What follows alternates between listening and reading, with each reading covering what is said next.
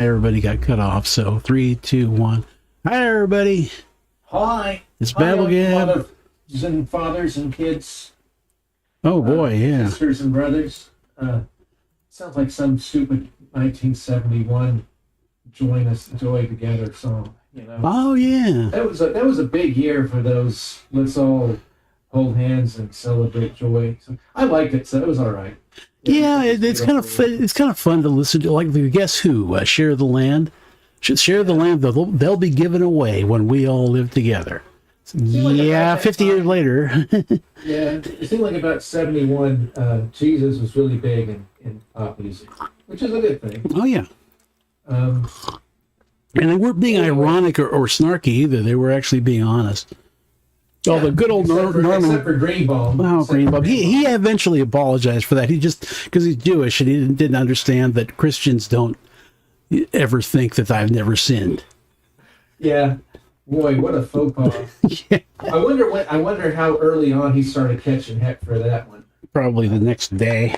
For those who don't know, Share the Land was a guest. Spirit in the Sky. Yeah, Share the Land was Guess Who. And, what's the other one? Oh, Reach Out of the Darkness was the title because somebody at the label screwed up. But the song lyric was Reach Out in the Darkness. And that was a group called Friend and Lover. They were a married couple. And I think 3 weeks after the song was released, they broke up. Maybe not 3 weeks.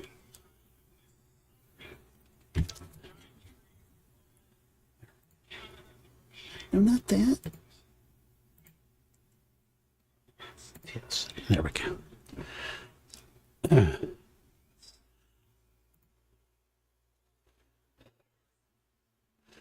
Okay, headphones. Okay. Use the headphones, please.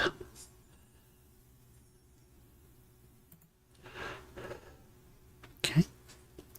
Sorry, I can't hear you at the moment because my earbuds didn't just sort of automatically kick in. They're going to require me to fool around with them. Sound. Please use. Yes, okay, that's good. So what's wrong? Why can't I fucking hear anything?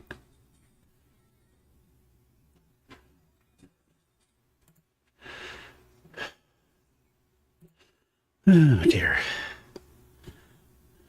Okay.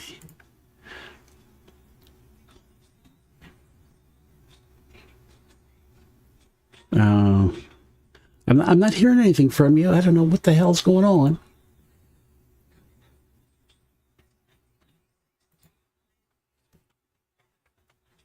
I'm not seeing any levels from you on the OBS either.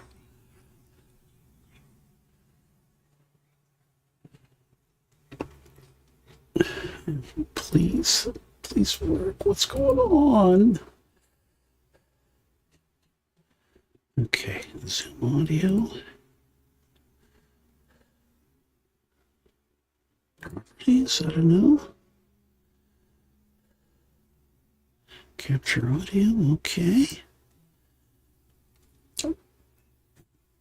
I see your mouth moving. Are you saying something? No, I'm getting nothing. I am getting nothing. Okay, let me go over here.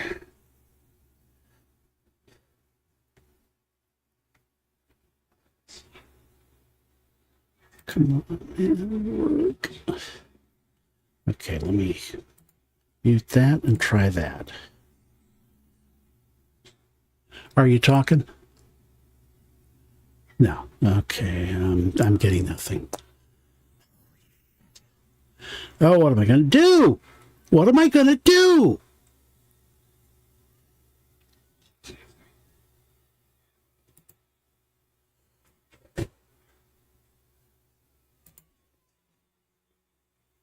You're recording, you stupid ass.